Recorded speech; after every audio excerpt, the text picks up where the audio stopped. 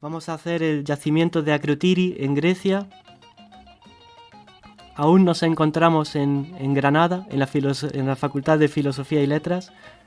Sin embargo, dentro de muy poco vamos a salir literalmente disparados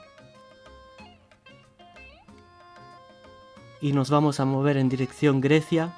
En un principio, la vista desde aquí, interesante, que Grecia se encuentra realmente en el centro del mundo antiguo. A la derecha está Asia, arriba Europa y abajo África, y justo en el medio un grupito de islas con un pedazo de Europa que sobresale a la izquierda, que es Grecia. Hay muchísimas islas en Grecia, hay más de 2000. Nos vamos a centrar en un pequeño grupo que hay en el centro, las Cícladas. Si os fijáis, en la parte del centro el mar es más llano, hay unos 100 metros de profundidad, el agua también es más calentita. Son un grupo de islas que se puede cruzar relativamente fácil de una a otra. Relativamente. Y que están conectadas, que son como un grupito. La mayor es Naxos, en el medio. La segunda es Andros, arriba del todo. Pero nos interesa hoy la de abajo del todo, que es Thera o Santorini. Es muy especial porque en el 1500 a.C. Estalló un volcán y tapó una ciudad minoica entera en ceniza, muy parecido al estilo Pompeya, solo que 1500 años antes. Y conserva, bueno, luego vamos a verlo. El yacimiento se llama Akrotiri, está en la parte de abajo de la isla, es una isla volcánica. Frecuentemente se confunde y se piensa que la caldera es de esa única explosión, pero esa caldera es el resultado de muchísimas explosiones. Y aunque la última, la de 1500, fue la más grande, pero solo fue una más de muchísimas que formaron lo que vemos ahora, que es la isla de Santorini. Es imposible pasar por la isla griega sin ver las playas, con las aguas cristalinas. Aquí la famosa playa roja, que se encuentra a unos cientos de metros del yacimiento. Y merece la pena ver algunas cuantas cositas más en la isla antes de aproximarnos al yacimiento. El propio pueblo de Akrotiri es muy bonito y tiene un antiguo castillo veneciano que merece la pena, con un museo de un artista local que fabrica aulos, las flautas dobles típicas griegas. Ahora vamos a dar una vuelta por la isla. Vamos a ver lo único que queda de la isla no volcánica, es decir, la isla original, una roca, que es donde se encuentra la antigua capital de la Grecia clásica, es decir, Thera. ¿Veis la gran roca? Esa es la única parte original. Todo el resto, lo llano, es volcánico, que ha salido con las sucesivas explosiones. Entonces nos acercamos a Thera, a la capital. Fue capital desde el 900 a.C. hasta la época de los bizantinos, permanentemente, incluyendo por medio los ptolomeicos, por ejemplo. Fue excavada por el barón von Göttingen en 1900 y es espectacular, como podéis ver. No se debe olvidar en Grecia nunca o subestimar que están muy cerca de Turquía y que los turcos, yo he estado ahí y lo he visto, con los aviones, con los cazas, pasan por encima de las islas como para demostrar que pueden. Y bueno, pues hay en general un ambiente un poco, no voy a decir de preocupación, pero sí de vigilia. Los pueblos son maravillosos, recuerda a los pueblos españoles. Emporio. Me podría recordar hasta Çatalhöyük si se le quitan las puertas y las ventanas y los callejones.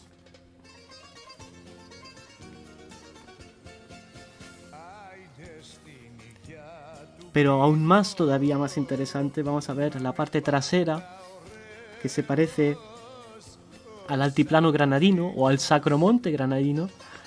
En varios sitios he leído sobre la similitud de algunas de las islas griegas a la provincia de Granada en concreto, y aquí creo que queda bastante bien ilustrado.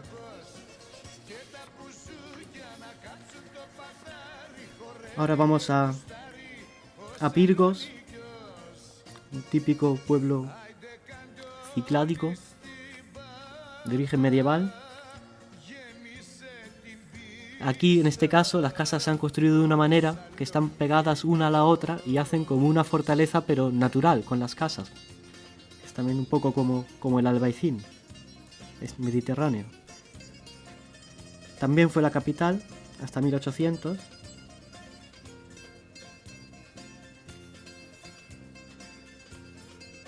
Se pueden ver todavía algunas de las mansiones venecianas y las constantes iglesias con las cupulitas normalmente azules. En algunos sitios hay más iglesias que casas. Cuenta una leyenda que antiguamente, cuando alguien en las islas hacía algo mal o se arrepentía, pues construía una iglesia. Y está todo lleno. Aquí está el borde de la caldera. Se pueden ver los 40 metros de ceniza blanca que tapan la parte superior de la explosión del 1500 a.C., que prácticamente acabó con estas culturas. Interesante es que hace poco se ha descubierto que no solo la capa de arriba es del 1500, sino también la capa de abajo. Es decir, el borde de la caldera ya estaba escalonado. Si no, no podría haber caído la ceniza sobre los escalones. Es decir, que ya tenía ese aspecto, o muy parecido, en la época minoica. Tera se trasladó en la época medieval a este lugar. Arriba a la izquierda se puede ver donde estaba, no queda nada, no queda absolutamente nada. Y está ahora la Tera moderna con el puerto, y es, como podéis ver, bastante turística. Es una especie de Mallorca griego.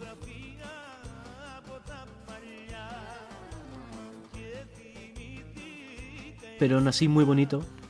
Interesante, se puede ver como el agua va cavando canales o ríos en la ceniza. Entonces poco a poco va exponiendo el horizonte minoico que queda debajo, que es justo donde se encuentra Akrotiri, bajo esa capa de ceniza. También muy interesante, excavando cenizas de estas, porque se utilizan para el hormigón, para hacerlo impermeable. Se utilizaron, por ejemplo, para la construcción del canal de Suez. Aquí hay una cantera, falta la ceniza, los 40 metros. Cuentan los obreros que se encontraron aquí, cuando estaban excavando, un árbol fosilizado de la época minoica, un olivo, con las hojas y las ramas y todo. Sin embargo, los obreros no sabían el valor que tenía en aquella época y lo tiraron. Pero tiene que haber más debajo. Y bueno, brevemente, ya que estamos aquí, hoy en día ha llegado hasta el Carrefour aquí. Porque al parecer lo que pasó es que cuando cayó la ceniza, en un primer lugar arrancó las hojas y las ramas más chicas que cayeron debajo al suelo, y entonces cayó la ceniza y tapó todo y se fosilizó, estando las hojas en el suelo y el tronco ya pelado. Entonces el tronco lo quitaron, pero en el suelo todavía quedaban algunas de las hojas y ramas que se han podido recuperar y están en el museo en Tera. Es muy interesante tener un horizonte preservado de 1500 a.C. Aquí restos de la extracción del tuf, de la ceniza volcánica, para cargar los barcos. Sería arqueología industrial. Se pueden ver también las distintas estratigrafías de las distintas explosiones a lo largo de cientos de miles de años.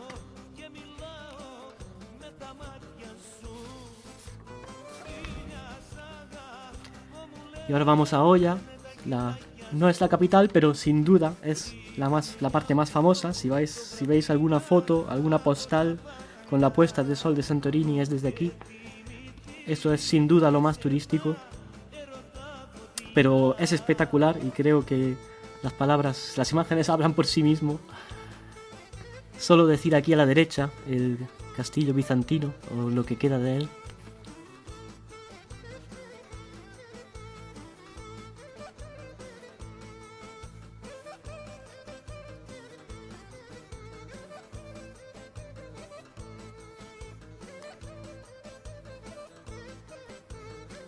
El puerto.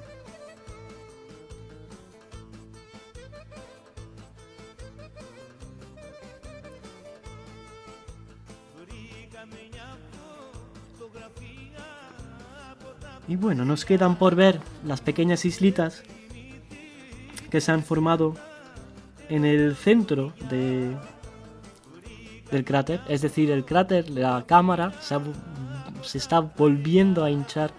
No sé cuánto eran, 2 centímetros al año. Va creciendo lentamente, se va hinchando de magma y en 1800 por lo visto la isla no existía.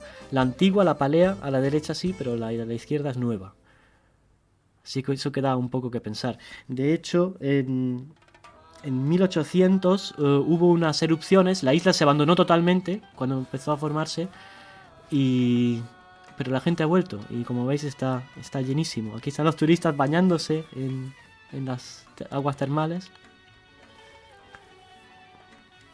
Los alemanes como aspirinas.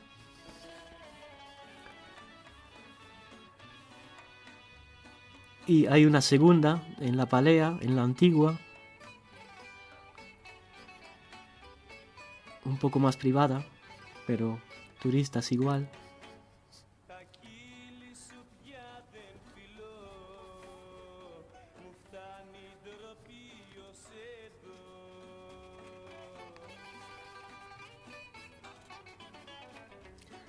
Ok, y ahora vamos a ver Cirasia, que es una pequeña... formaba parte de la isla, pero parece ser que con la última explosión, que estaba más orientada aquí en la parte superior, pues se separó y quedó separada. Y por un lado ha sido una suerte porque está totalmente separada del boom turístico. Todo lo que ocurre enfrente, aquí no ocurre. Hay más de 13.000 personas que viven enfrente, aquí viven 250. Y no hay supermercados, no hay bancos, es un pueblo griego original, al menos algo se ha conservado. Yo diría casi lo más interesante.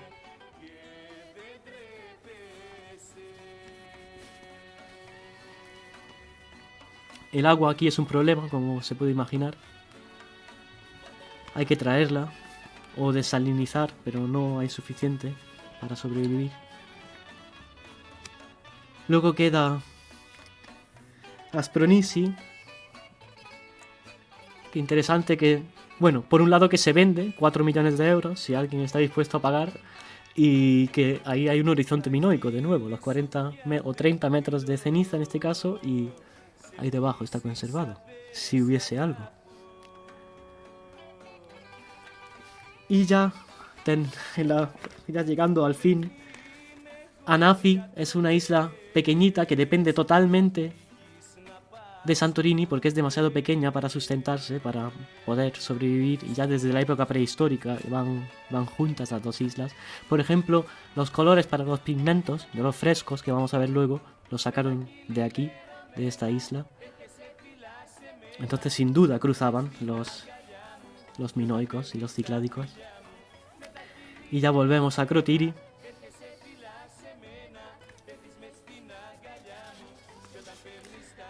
Antes de terminar, que se vea un poco la capa de ceniza que tapa el yacimiento, para que uno se pueda imaginar. En este caso tiene unos 15-20 metros, según la parte, aproximadamente, viéndolo aquí desde el Google. Se encuentra enterrado ahí debajo. Tampoco se sabe el tamaño exacto del yacimiento. Queda por descubrir para el futuro. En este caso los griegos lo están haciendo muy bien, no como en Pompeya, que lo han sacado todo a la luz y se está deteriorando. Aquí lo están haciendo, para mi gusto, muy bien, muy poco a poco, intentando sacar el máximo de cada trozo que se saca. Y en este caso, la verdad que tengo que decir un aplauso a los griegos porque es mejor menos, es más a veces. Y ya nos centramos en la antigua Akrotiri. Bueno, de hecho, el nombre suyo original es desconocido. Quizás en alguna de las excavaciones en el futuro pueda salir.